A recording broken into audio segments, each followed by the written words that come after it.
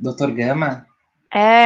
Eu tinha comentado, mas foi antes das férias que ia sair, né? E saiu agora um filme do Luiz Gama, Ah, da vida sim. dele. Sim. Eu e meus amigos, a gente simplesmente decidiu cancelar, porque não passou um minuto dele na Sanfran, nem nada do tipo. Era ele aprendendo a ler na adolescência, aí depois já vai pra ele advogado. Fiquei decepcionado, sabe? Eu tava muito esperando. E não teve nada. Mas Não fazer o teve quê? easter egg. Não teve. Nossa, tava. Ai, nem vou falar das minhas decepções. Mas enfim, saiu, gente. É porque assim, saiu em pouquíssimos cinemas, que eu sabia sair, tipo, na Augusta e na Paulista. E aí, mas enfim, eu sou cadelinha, assim, de filmes, e aí eu fui até lá ver e não consegui ver o resto da feira de profissões, mas eu espero que tenha sido legal e, enfim, né, se vocês não conseguiram ir nessa semana, tem sempre as próximas. E eu recomendo muito, gente, que vocês vão, assim, até nas matérias, nas profissões que vocês não gostam, assim, porque você acaba descobrindo coisas que você não sabia. Tipo, eu vi o início da de biomedicina e eu nunca sabia a diferença entre biomedicina e medicina. E aí ele já conseguiu explicar que tem a diferença do paciente, não sei o quê. Então, assim, às vezes, assim, por curiosidade é muito legal, se vocês não tiverem, assim, nada para fazer e tal. Mas, enfim, vamos começar, né? Eu comentei, eu vou voltar um pouco antes, assim, que eu já tinha comentado sobre a Guerra do Contestado, eu terminei falando dela. Eu falei que o conceito, assim, muito do que ela se trata, é muito parecido com assim, a Revolta de Canudos mesmo, assim, porque se trata de um conflito, né, da população que está vivendo naquela região, de um território, assim, abandonado, né, no caso era uma obra, né, que eu falei que o Brasil vai ter uma época de investimento estrangeiro, né? Que é a Brasil Railway. Eu acho engraçado que o Lê estava falando assim, ah, como cai a Primeira República no vestibular, que não sei o quê. E eu lembrei, isso dói muito no meu coração, assim, por isso que eu até falo que Primeira República para mim também é muito cheio, que uma das questões que caiu no meu teste para plantão foi uma questão sobre Primeira República, e eu errei. Eu fiquei muito triste, mas era uma questão, assim, na minha humilde opinião, difícil mesmo. Porque era justamente era uma alternativa assim, falando, sobre a Primeira República. E aí tinha várias outras, e uma delas era tipo, período de investimento estrangeiro no Brasil. E quem pensa isso na Primeira República? Assim, a primeira coisa mesmo, você pensa em política dos governadores, você pensa em café com leite, você sabe mil coisas antes de pensar nesse Brasil Railway, sabe? Quem é na fila do pão, sabe? E eu esqueci, eu falei, não, e aí eu errei, enfim. Mas deu certo, viu? A gente prioriza mil vezes didática, mas pesou e pesa até hoje, assim, eu ter errado. Mas enfim, aí teve esse rolê do Brazil Railway e eles, né, estão tentando construir estradas de ferro, inclusive essa é uma dos justamente investimentos assim é, internacionais que propulsaram assim mais uma das características assim do genocídio indígena aqui no Brasil, porque eles inclusive vão tentar, né, vão construir de fato uma estrada de ferro. A intenção era realmente fazer estradas assim que conectassem o Brasil e eles vão construir tipo estradas de ferro lá pela região do norte, por exemplo, sem critério nenhum, assim, sem demarcação indígena nenhuma, e simplesmente os indígenas que estavam lá, eles iam ter que sair, aí houveram conflitos, obviamente, que vão acabar em pessoas indígenas, no caso, sendo assassinadas. E aí a gente vê isso na Revolta dos Canudos, que não tem a ver com a Brasil Railway, mas é mais ou menos isso, né? A invasão de um território abandonado, no caso. E a Guerra do Contestado também é a mesma coisa. Vai ter essa obra abandonada que nunca vai ser impulsionada, nunca vai ser construída de fato, ninguém vai iniciar nada.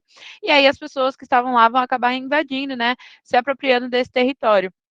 Essas pessoas eram pessoas desempregadas, né, que estavam ocupando o ambiente e o governo, né, mais uma vez vai desaprovar essa ocupação e vai envolver um conflito, uma resistência por parte dessas pessoas em se manter, continuar nesse território do contestado, que vai ser, né, desaprovado e vai terminar entre 10 e 15 mil pessoas mortas. Então, o governo a gente já viu lá em Canudos, matando milhares de pessoas também, já tem genocídio indígena lá no norte, e agora a gente também tem mais cerca, assim, né, se a gente for para o máximo, 15 mil pessoas assassinadas praticamente pelo governo, simplesmente contra uma ocupação de terreno que nem estava sendo utilizado, né? Então, essa é a guerra do contestado, assim, é um conflito que vai durar 4 anos, então por isso vai ter muita resistência e, consequentemente, né, muitas pessoas assassinadas pelo governo. Aqui eu coloquei essa foto, antes que vocês confundam, assim, é o Hermes da Fonseca, que é o presidente da época, que vai rolar a Guerra do Contestado. Ele foi o primeiro, ou o único, talvez, militar envolvido na República Oligárquica, assim. Não precisa decorar isso. Isso realmente, nossa, se um vestibular colocar isso, não tem nada a ver.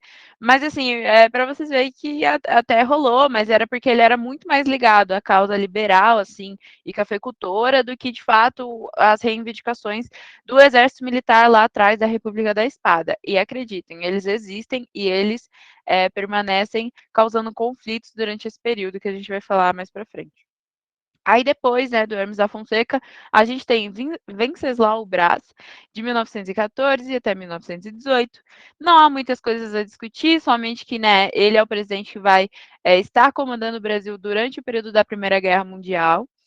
E, né, vai ter um sorto industrial aqui no Brasil. Então, várias fábricas, eu estava procurando os dados, mas eu não consegui achar, mas várias fábricas vão começar a ser construídas e estruturadas aqui no Sudeste mesmo, principalmente em São Paulo, assim, com muita força. Então, assim, realmente, o número de fábricas vai expandir gigantemente, o que isso já traz, por exemplo, a imigração dos nordestinos para cá, para serem operários. Não só isso, é o auge, gente, da imigração internacional mesmo, então, dos italianos que a gente pensa normalmente e outras culturas mesmo, sei lá, japoneses, por exemplo, eles vão vir para cá também trabalhar nas fábricas, como operários mesmo. Então, é importante que vocês lembrem que aquilo que foi uma iniciativa do Segundo Reinado, então começou no Segundo Reinado, mas o auge da imigração, assim, o período que mais gente vem para o Brasil é o período da Primeira República. E aí eles vão vir muito para cá para vir fazer esse trabalho mesmo nas fábricas, por exemplo.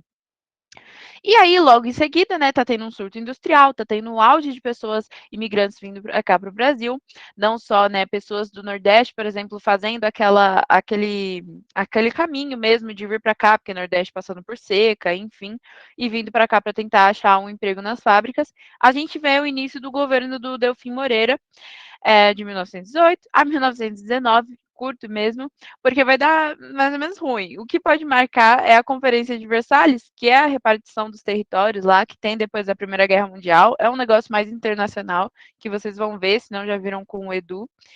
E é um período de greves gerais, então é um período assim que não tem, mal tem legislação trabalhista, assim, não existia máximo, por exemplo, de horas trabalhadas. Então vocês já podem imaginar a mesma coisa que estava acontecendo lá na Europa, 14 horas de trabalho. Aqui não tinha mínimo de idade, por exemplo. Então crianças, era muito comum que crianças trabalhassem em fábricas. E aí, como eu estava falando desses imigrantes, principalmente os italianos que vinham para cá, os italianos lá na Itália já tinham, como eu posso dizer, a ideologia é muito forte, principalmente dentro da classe operária, dos anarquistas. Então, o anarquismo era muito forte dos sindicatos, enfim, na classe operária que tinha lá na Itália. E quando eles vêm para cá exercer o mesmo trabalho nas fábricas, eles vão difundir, espalhar muito dessas ideologias anarquistas mesmo, de fato. Então, as greves gerais desse período são muito marcadas por isso, por assim sindicatos anarquistas, por organizações anarquistas da época que vão organizar essas greves gerais, que são essas imagens do canto, vão conseguir ajuntar muita gente mesmo. Então, é um período que não cai, sinceramente, muito no vestibular, mas, assim, é um bom marco, assim, na história do Brasil, de início mesmo já das greves gerais, assim, dos trabalhadores indo à rua protestar, ainda mais, assim, se contar que já é o início, assim, da propagação da ideologia anarquista no Brasil. Então, provavelmente, o anarquismo aqui no Brasil já tem as raízes marcadas nessas greves gerais propagadas, né, iniciadas pelos operários, ok? Esses são os dois presidentes. Aí depois a gente ainda tem Epitácio Pessoa, né, que ele pega lá a carruagem andando do Delfim Moreira. E marcos dele não muito, assim, que ele fez mesmo, assim, na verdade ele proibiu negros, pessoas, né, pretas na seleção brasileira. Enfim, né, racismo no Brasil, nada novo. E, né, também rola a Semana de Arte Moderna nesse período, mas que, né, vocês estão vendo ou já viram com Douglas, que é bem interessante, assim, mesmo de se discutir, é bem legal. É um dos momentos, assim, para mim, favoritos. Eu gosto muito das ideias que são criadas nesse período. E também tem o tenentismo, né, que eu estava comentando que, né, os militares, eles vão resistir Então eles vão ficar sempre tentando marcar a presença mesmo na política e tentando retomar o poderio que eles tinham, né, lá na República da Espada, ou um pouco antes até. Então vão existir protestos mesmo e movimentos, assim, movimentações de protestos, que a gente vai generalizar como tenentismo. Então, o tenentismo é mais ou menos isso, assim. Então, aqui eu tenho anotado, em 1920, tenentes, né, são oficiais de baixa patente, eles formavam boa parte do corpo geral de oficial. Então, assim, ó, 65% eram segundos tenentes ou primeiros tenentes e só 21% eram capitães. Então, vocês podem ver, assim, que os tenentes, eles já compunham boa parte do exército e são eles, né, que, como eu falei, vão fazer essas movimentações, esses protestos, né, que a gente pode citar. Aí tem a revolta do Forte de Copacabana, que, né, são eles que vão impulsionar. Se eu não me engano, tem a revolta dos 18 do Forte, que começam com 17 pessoas, se eu não me engano. 10 morrem, e aí uma que tá vendo o rolê acontecer entra assim no meio, e aí no final é por isso que resulta em 18. Mas enfim, assim, são movimentações, assim, protestos mesmo que eles vão organizar, né, movimento por parte dos militares, com o não apoio ao Arthur Bernardes como presidente, porque o Arthur, ele falava algumas coisas, ele fazia algumas críticas, assim, especialmente ao exército, assim, bem shade mesmo, e aí para eles, assim, essa, pelo menos para a revolta do Forte de Copacabana, foi, tipo, muito um marco, assim, para eles irem pra rua e protestar contra o Arthur Bernardes como presidente, né? Porque eles já sabiam que o cara ia ser eleito, né, por causa desse acordo das elites, então eles já foram protestar, assim, bem um pouquinho antes do período de eleição. Óbvio, não teve apoio da alta patente, isso é um marco, assim, que a alta patente, né, os caras, a elite, sei lá, do exército, não apoiavam, preferiram ficar no canto, provavelmente porque eles já sabiam que os caras da República Oligárquica já estavam dominando muito o momento. E aí, por isso que é marcado pelo nome tenentismo. Então, qualquer assim coisa que vocês lerem sobre tenentismo é muito marco dessas movimentações, tanto que elas continuam com a posse de Arthur Bernardes, né, de 22 a 26. Continuam com as revoltas tenentistas e surge um marco muito grande, que é muito grande, assim, eu falo para mim e para o que vai acontecer para o futuro, porque surge uma pessoa importante para a história do Brasil mesmo, assim, que vai marcar Vargas e um pouco depois até, que é, né, a coluna Miguel Costa Prestes, traço Prestes. Então, é uma coluna iniciada por dois militares, é, um cara chamado Miguel Costa e outro chamado Luiz Carlos Prestes. Esse sim, assim, ele vai estar. Eu vou citar ele frequentemente, sim, o nome dele durante as nossas próximas aulas, que ele vai ser muito ativo durante o governo de Vargas, até mesmo dentro da ditadura, para vocês terem uma noção. Ele era casado, ou, enfim, namorado da Olga Benário, e ele ainda depois vai ter participação política mesmo na história do Brasil. Então, enfim, eu vou acabar citando. Essa coluna, né, era nada mais do que um protesto, uma manifestação. Os membros deles, ó, exigiam o voto secreto, reforma do ensino público, obrigatoriedade do ensino primário, né, que nessa época não era, moralização da política. E ainda também eles denunciavam as miseráveis condições de vida e exploração dos setores mais pobres que existiam naquela época. E a coluna ela é mais ou menos assim, ela é liderada, né, por esses dois caras que são do Rio Grande do Sul, Luiz Carlos Prestes e o Miguel Costa. O Luiz Carlos Prestes, inclusive, vai ser conhecido na época assim como Cavaleiro da Esperança. E eles basicamente vão ficar percorrendo o Brasil mesmo, espalhando um pouco da ideia deles e tudo. Durante 2 anos eles vão ficar andando pelo Brasil de cavalo. 2 anos e 5 meses, eles vão andar 25 mil quilômetros, vão atravessar 12 estados brasileiros e vão contar com um núcleo, assim, basicamente são 200 homens, mas ainda assim eles alcançam mais ou menos 1.500 pessoas. Enfim, né, eles vão percorrer o Brasil mesmo discutindo essas coisas, protestando, manifestando, enfim, todo esse tipo de coisa pelo Brasil.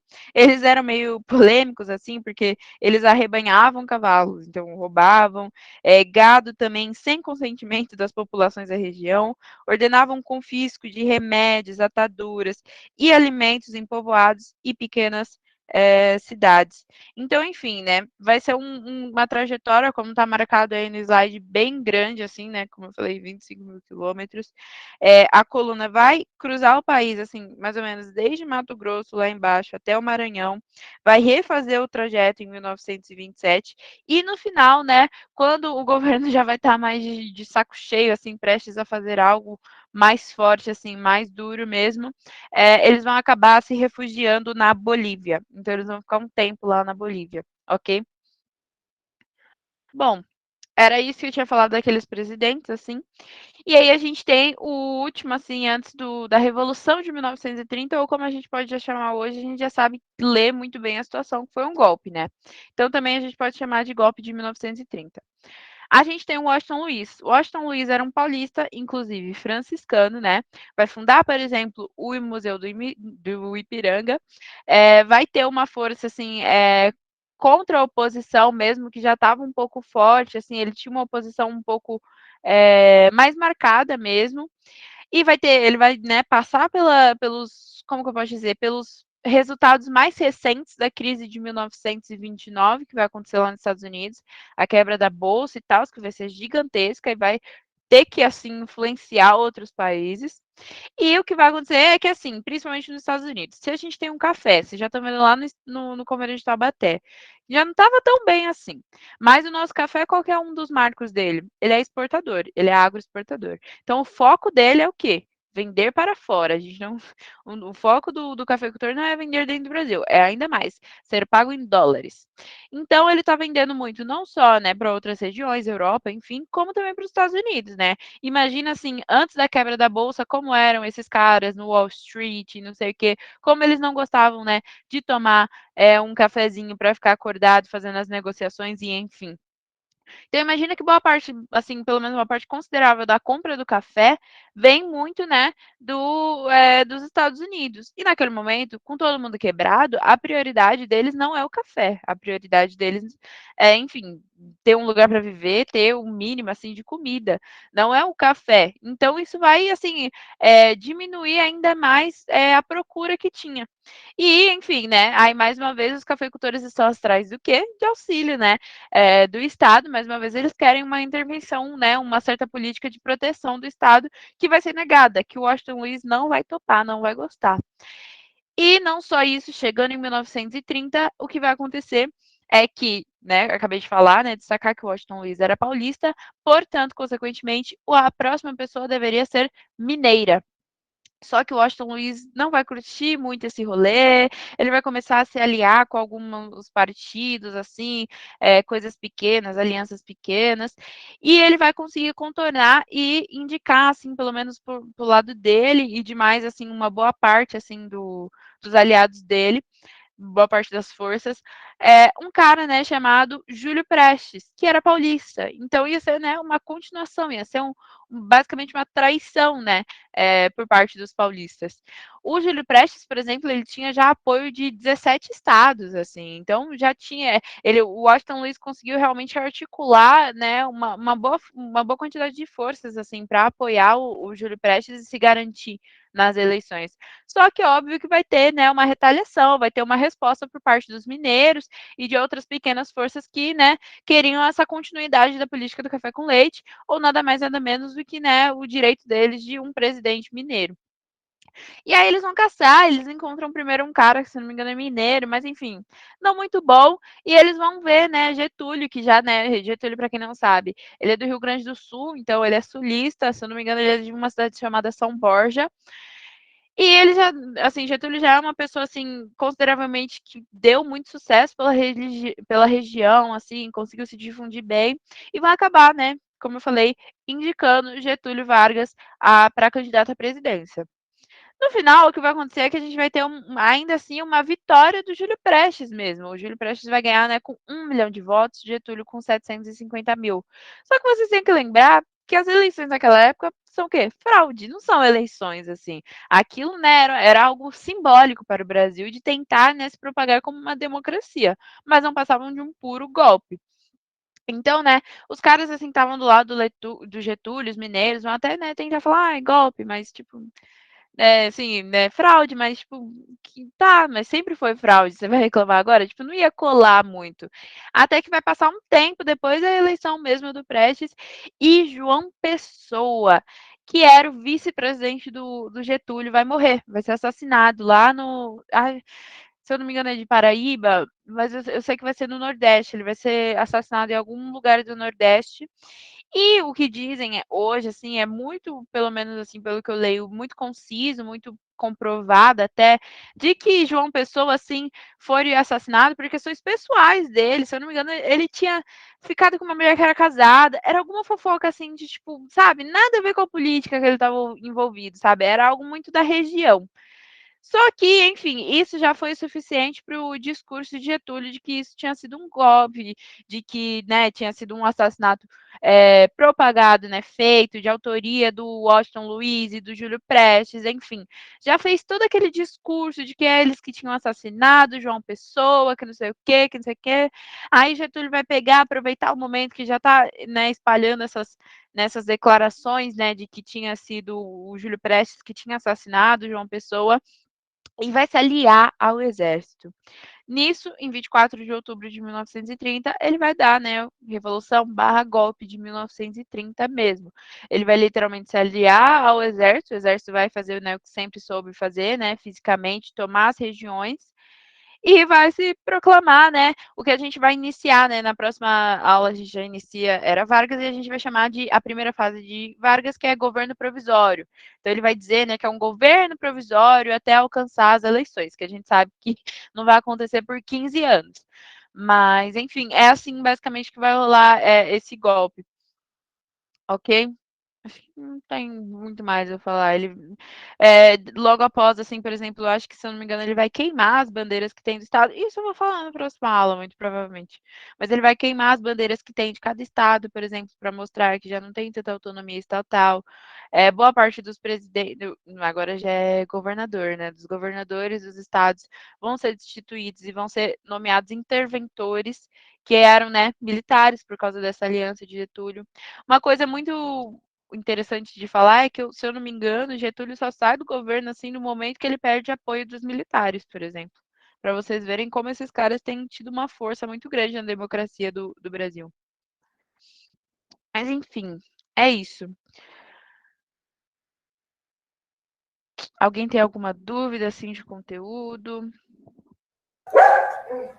Prestes era da onde? Era de São Paulo? O Prestes, ele era de São Paulo mesmo. Pensem assim, pelo menos o que me ajuda a lembrar é que a gente tem Washington Luiz, sei lá, também me ajuda a lembrar que o Washington era franciscano.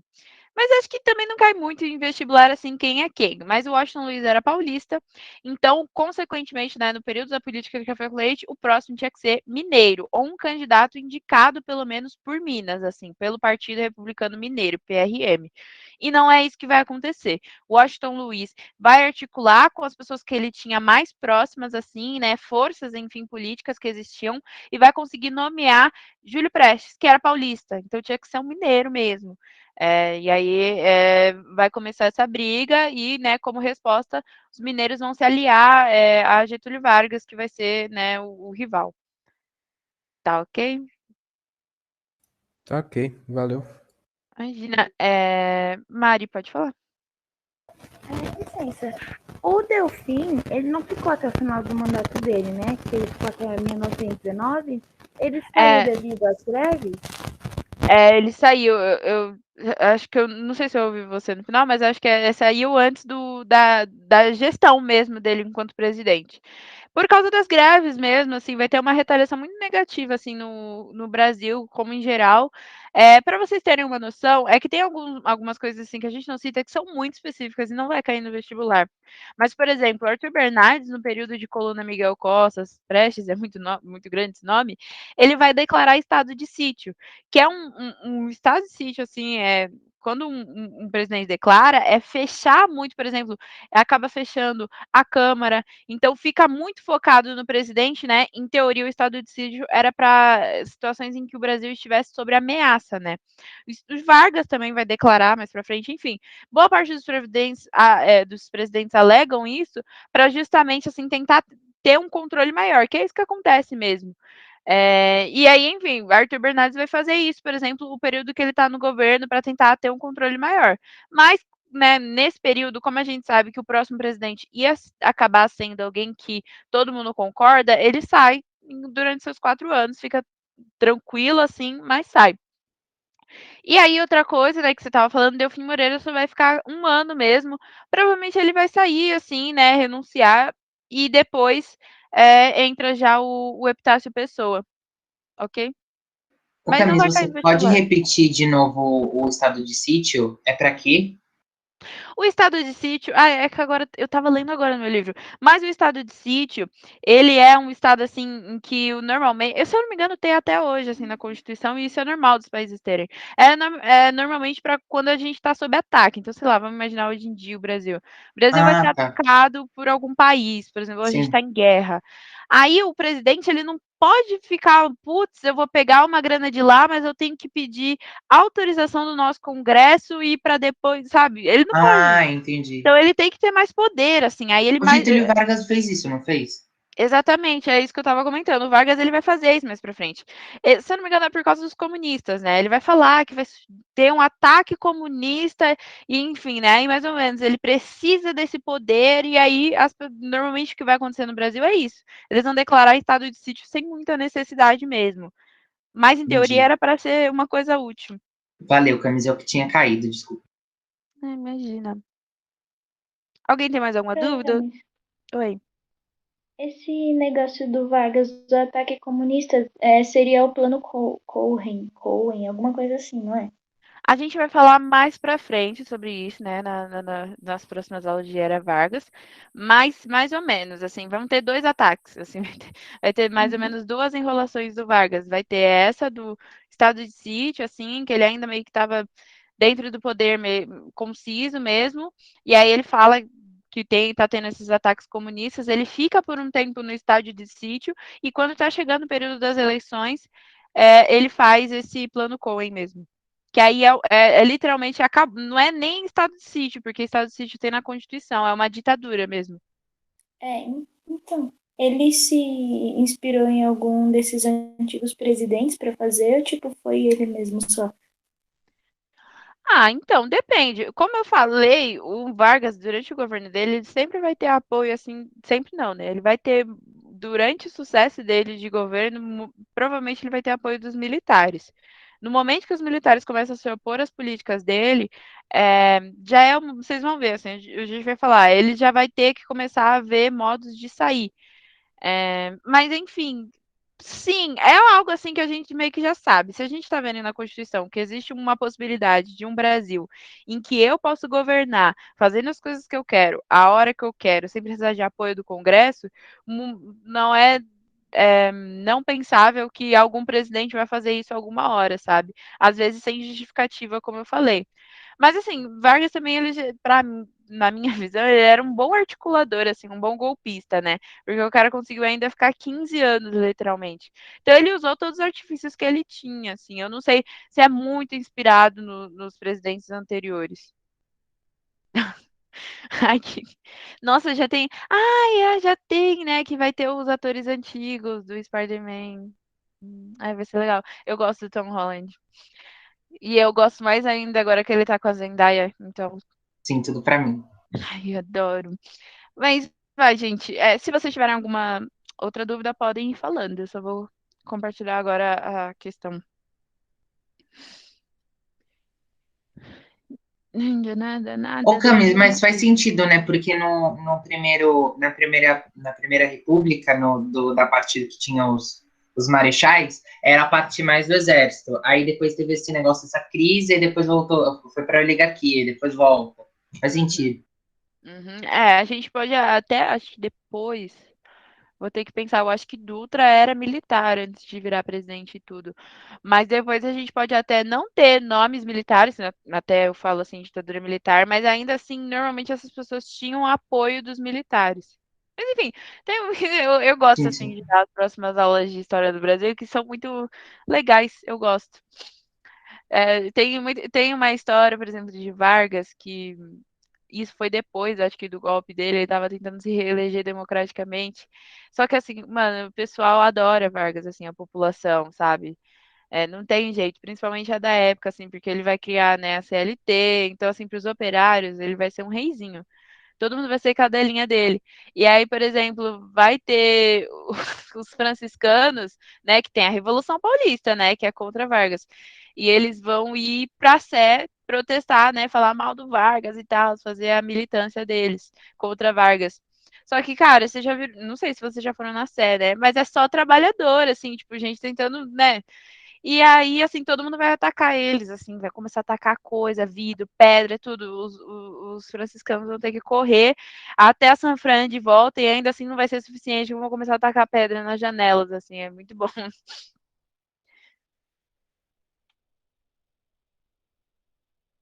Mas enfim, vamos para a questão 1. A questão 1 caiu esse ano, inclusive, né? Uma das folhas de ontem estampou o programa da recepção presidencial, em que, diante do corpo diplomático da mais fina sociedade do Rio de Janeiro, aqueles que deviam dar o exemplo das maneiras mais distintas, dos costumes mais reservados, elevaram o corta-jaca à altura de uma instituição social. Mas o corta-jaca, de que eu ouvira falar há muito tempo, que vem a ser, senhor presidente, né? Ele está perguntando o que é. A mais baixa, a mais chula, a mais grosseira de todas as danças selvagens, a irmã gêmea do batuque, do catererê e do samba. Mas nas recepções presidenciais, o corta-jaca é executado com todas as honras da música de Wagner, né? Que é um músico clássico, assim, e não se quer que a consciência deste país se revolte, que as nossas faces se enrubesçam e que a mocidade se ria. Então, o que, que o texto está tentando dizer assim, né? Que ele está falando que tocou, fizeram o corta-jaca, assim, né, dentro da mais fina sociedade do Rio de Janeiro, só que ele é algo, assim, a mais baixa, a mais chula, a mais grosseira de todas as danças, mas que, nesse período, né, nas recepções presidenciais, pode ser, Tawane, eu sou muito ruim nisso, mas o que ele tá querendo dizer é que, né, tipo, a dança mais baixa, a dança mais chula, mais grosseira, que estava sendo, assim, executado em Wagner. Tipo, imaginem, assim, o machiste, por exemplo, sendo executado em Wagner. E, assim, e não se quer, e, consequentemente, ele já fala, né, que é um país sem revoltas, assim, em teoria, né, gente? Como eu falo, o Brasil, ele tenta propagar muito essa ideia de Brasil tropical, mas isso não quer dizer a gente viu revolta de Canudos, guerra do contestado, enfim. Isso não quer dizer revolta da Chibata, isso não quer dizer que aconteceu de fato. Mas é o que eles tentavam falar, né? E não se quer que a consciência deste país se revolte, que as nossas faces se enrubesçam e que a mocidade se ria. Então, né, a partir do texto, identifica a alternativa correta. A crítica. Ele já está falando que essa frase, que esse trecho, né, que o Rui Barbosa, inclusive, fez, né, discurso do senador Rui Barbosa, é uma crítica. Vocês acham que é? Eu, assim, eu leio como uma crítica, né? Porque ele justamente está falando de que uma dança, né, que é brasileira e que é propagada como mais baixa, mais chula, estava sendo reinventada, né? Reconstruída de outra forma melhor, assim, para o pessoal de fora. Permite compreender que, então, apesar da mudança do regime político, as elites republicanas permaneceram adeptas da cultura cosmopolita e europeia. E essa já é a alternativa certa. É justamente sobre isso, assim, apesar de a gente estar vendo, assim, uma mudança, né? A gente saiu da monarquia, né? Que, querendo ou não, né? A gente pensa muito, assim, em Europa e afins, e aí a gente já vê uma monarquia que era muito realmente cadelinha da Europa, né? Nosso primeiro presidente português, o outro era filho de português. Ainda assim, apesar de ter se tornado república, apesar de uma mudança mesmo, assim, então agora a gente tem presidentes brasileiros, sei lá, né? Apesar de fraudulentos, ainda assim a gente vê toda a elite, tudo circunstanciando o Brasil assim, adeptos, enfim, né, sendo cadelinha mesmo de europeu, assim. Então, a gente viu, por exemplo, o que eu falei para vocês, as reformas urbanas que estavam acontecendo aqui no Sudeste, principalmente. A gente vê São Paulo, assim, o centro todo inspirado, nem importa se é feio, mas é inspirado, assim, nos rolês que tem lá fora. Rio de Janeiro, a mesma coisa. Então, é justamente sobre isso, porque a gente, eu acho, assim, que uma coisa que muito faz sentido nessa alternativa é que, justamente, a elite não mudou. Porque a gente teve uma mudança no regime político, a gente teve uma mudança assim, realmente estrutural, mas ainda assim a elite não mudou. Ela é a mesma desde o da fundamentação da colônia, assim, é a elite latifundiária, a elite agroexportadora e a elite cadelinha de europeu. Então, tipo, não vai mudar muito, sabe? Por isso que é a A. E tanto que a gente tem um marco, né? Essa é uma das críticas, mas a gente tem a Semana de Arte de 1922 mesmo, falando disso, né? Falando da gente consumir, assim, pode até consumir as coisas europeias, mas ainda, né, trazer um resultado muito mais abrasileirado do que uma cópia do que estava sendo feito lá na Europa. Ok?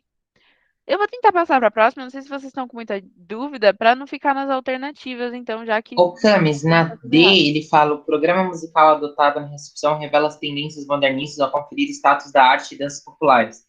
Não pode ser porque eles pegavam algo europeu, não é? E aí atribuíam ao Brasil? Sim, é que né, ele tá falando programa musical adotado na recepção revela tendências modernistas ao conferir status de arte às danças populares. Eu acho que esse tanto já foge um pouco do texto, né? Porque ele ainda está pedindo a partir do Mas texto. sim, sim. Quanto eu também acho que eu penso a mesma coisa, eu acho que não faz muito sentido. Beleza, valeu. Hum. Ah, é. Agora eu confirmei, Tawane. É machixe, você está certíssimo. Corta Jaca era um título de um machixe, ritmo popular daquela época. Chiquinha Gonzaga compôs a música que foi executada por outra mulher, Nair Tefé, esposa do presidente lá, do Hermes da Fonseca. E aí o discurso do senador, do Rui Barbosa, ele justamente fala que apesar da proclamação da República, a elite do país ainda estava muito ligada aos padrões estéticos da Europa. Então é justamente isso. E eu acho, assim, que, como ele tá falando de uma música, assim, né, justamente do machiste, que foi readaptado para esse evento, para essas recepções, ele justamente não. Se ele tivesse tendência modernista, eu acho que ele seria, assim, mais chulo, mais baixo ainda, porque eu acho que você já viu com o Douglas, a Semana de Arte Moderna foi odiada, assim, né? Monteiro Lobato teve um ataque do coração. Então, né, acho que as recepções presidenciais não teriam muito orgulho em apresentar um programa musical modernista. Próxima questão.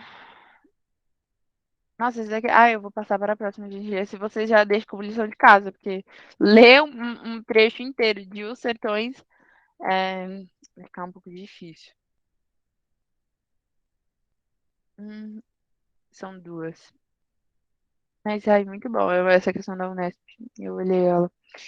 Mackenzie. A lei Adolfo Gordo era uma constante ameaça a todos, meio de intimidação e vingança, um cutelo suspenso. Cutelo é uma faca, não é? Aí pessoas que sabem mais do que eu, obviamente, podem confirmar, mas se eu não me engano é uma faca. Suspenso na cabeça do irreverente ou inconformado. O fazendeiro ameaçava o colono. O industrial ameaçava o operário.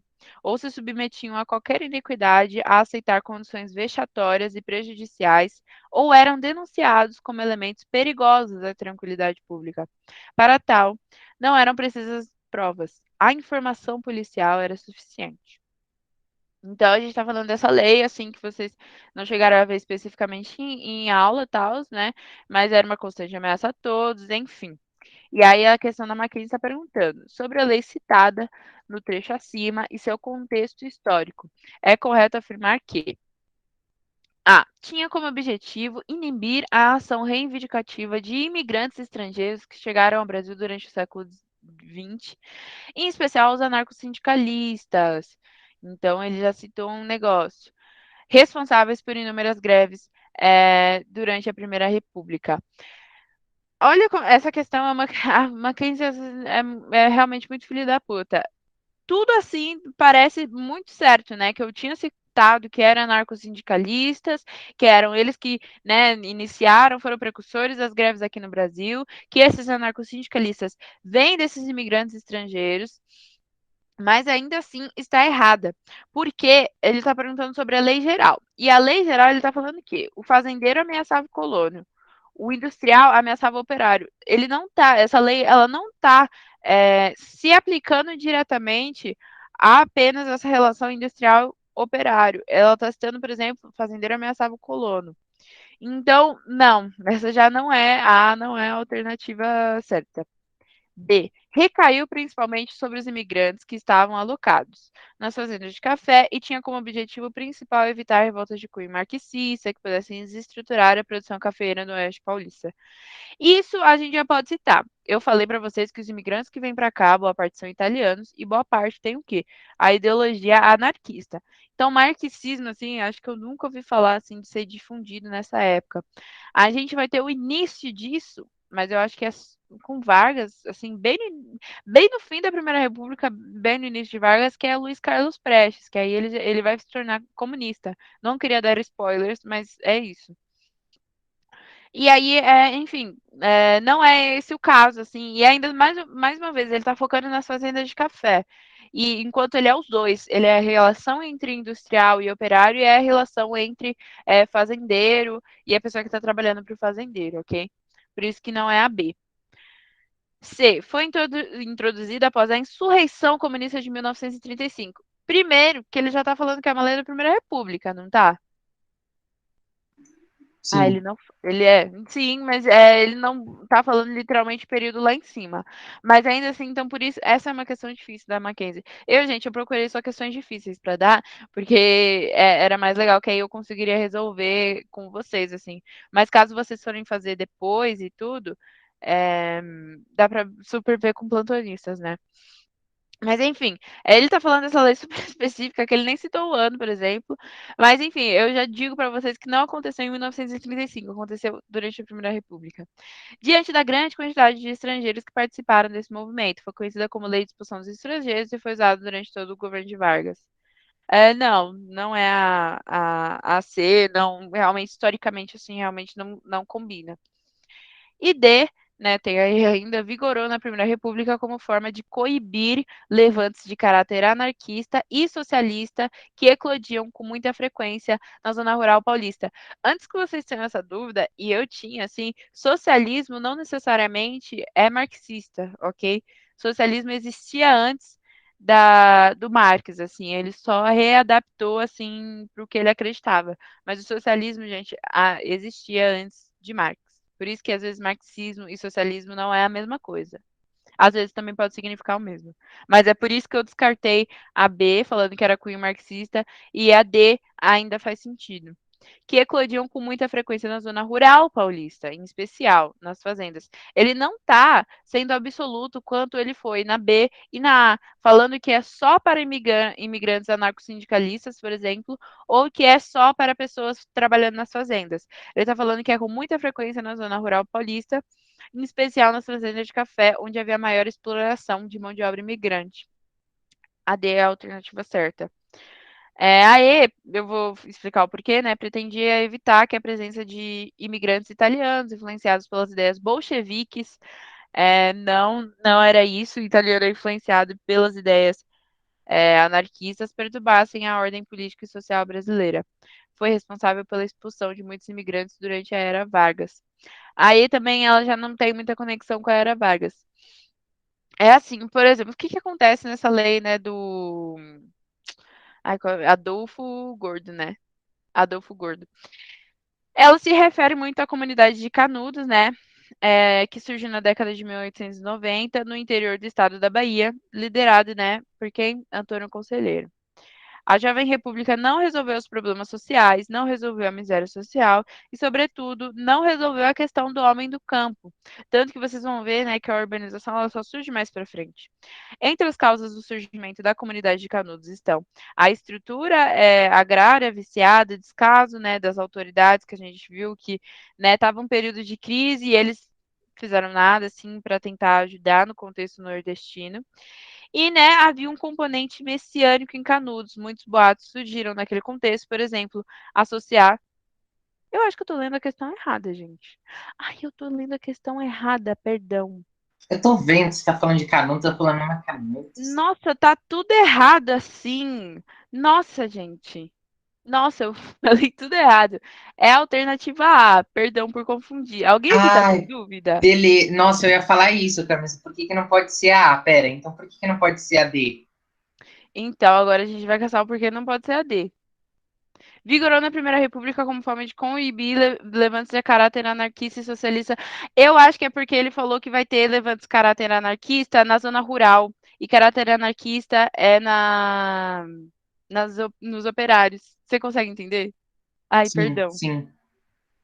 Na zona rural. É, porque você tinha falado esse daí de que ele só vai se desenvolver mais nas indústrias.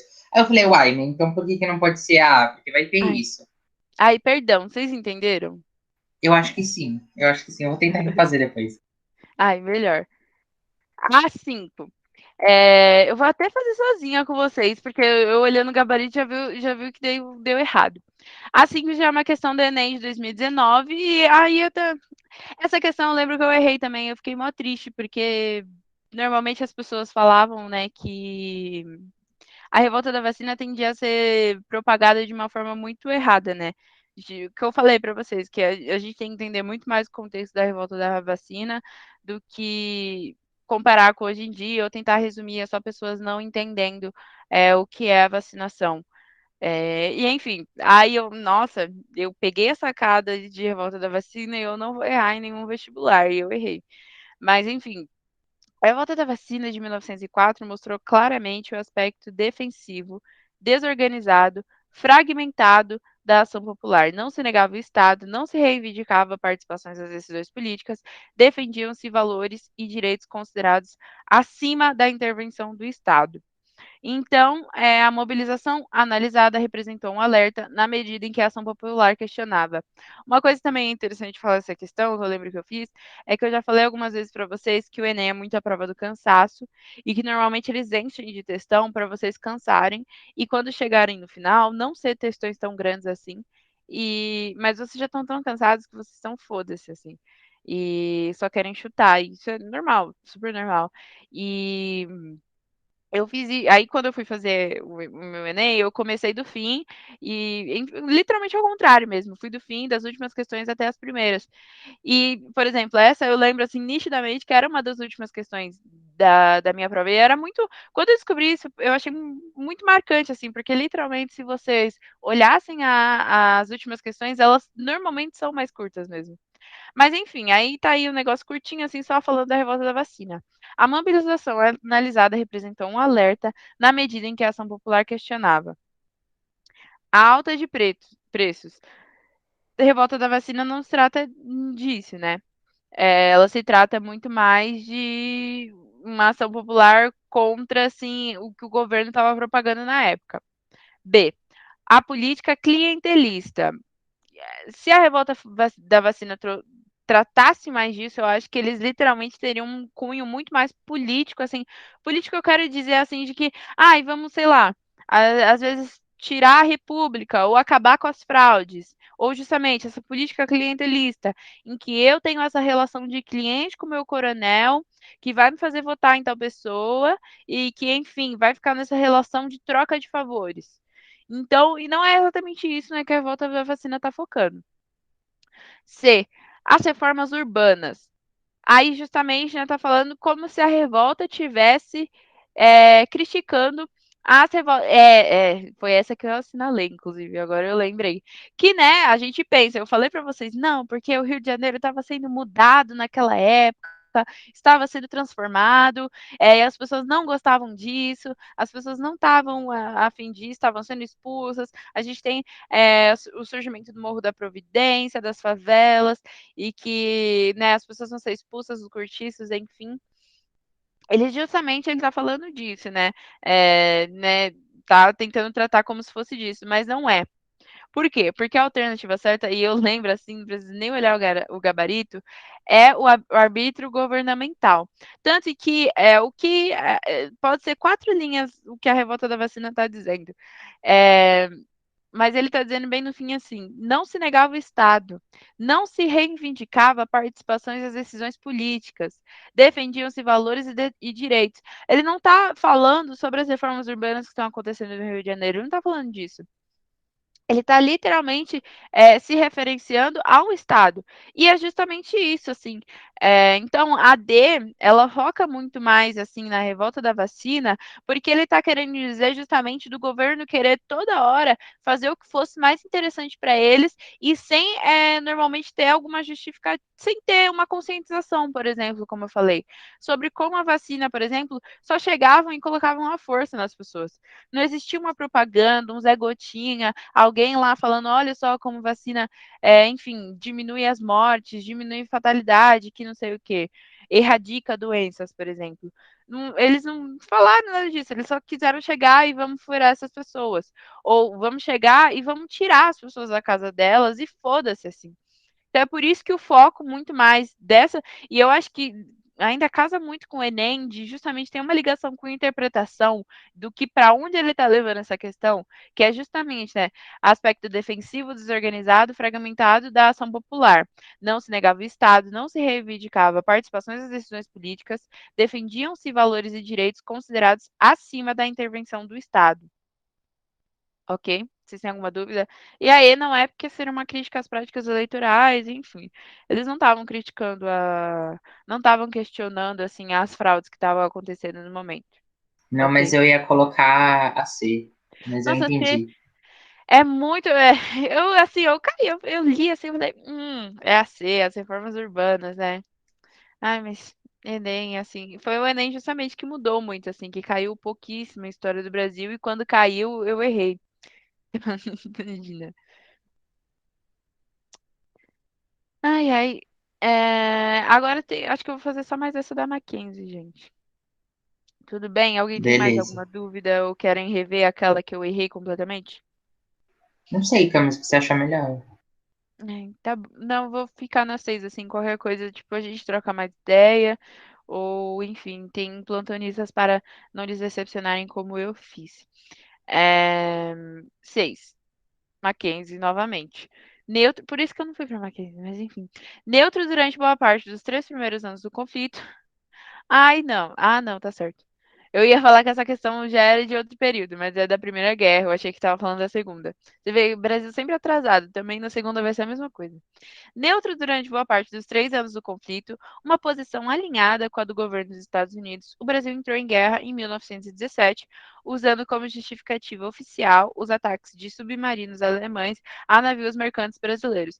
Então foi mais ou menos isso que aconteceu, assim, eu não sei detalhadamente, mas o que vai acontecer é que vão ter alguns navios, assim, os Estados Unidos estavam pressionando muito o Brasil para entrar na guerra.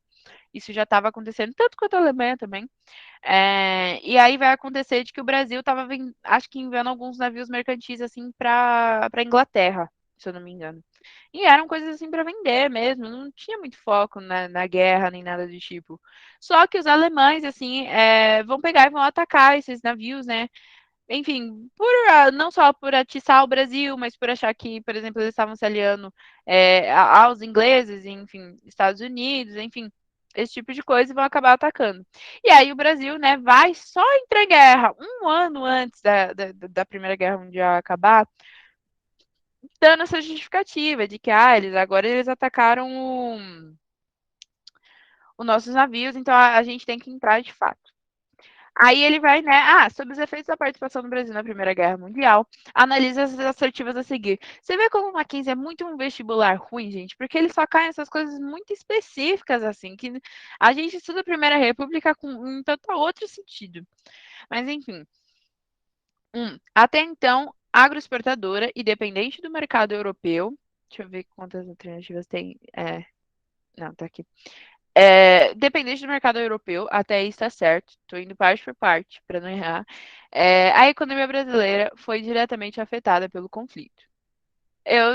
Não é mentira, né, gente? A Primeira Guerra Mundial, ela vai trazer algumas coisinhas, assim, tipo, vai ter o surto da borracha, por exemplo, e isso é marcante, assim, quando você está em período de guerra, é uma guerra, assim, é algo que gasta muito. Imagina a Primeira Guerra Mundial, né, que na época era chamada de Grande Guerra, porque eles não sabiam que ia ter a segunda. Então, é algo que gasta muito de fato, assim, não tem como negar. Então, consequentemente, ou a gente tem que vender algo que seja muito base, assim, muito necessário, ou a procura vai diminuir. Com a queda nas receitas da exportação de café, né? Como eu falei, o café era o nosso principal produto, então teve uma queda na procura. As elites agrárias perderam prestígio e legitimidade em um lento processo que culminou com o golpe de Vargas de 1930. É exatamente isso. A gente já viu o Washington Luiz negando, por exemplo, o auxílio, né, que eles falaram que se eles quiserem, né, que teve o convênio do Taubaté lá em 1906, se eu não me engano, ó, no início da Primeira República, que deu super certo. O Estado foi, babou ovo, comprou café e foda-se, assim, deu certo.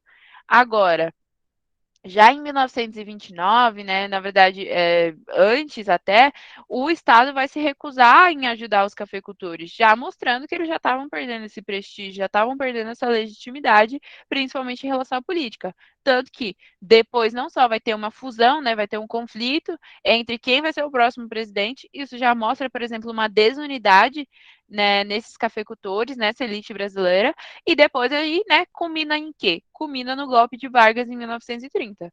Então a 1 tá certa. Vou até conferir aqui. Mas a 1 tá certa. 2. A queda no poder de compra e aumento do custo de vida aumentaram a insatisfação popular e fomentaram o fortalecimento da classe trabalhadora. Aumentaram a insatisfação popular.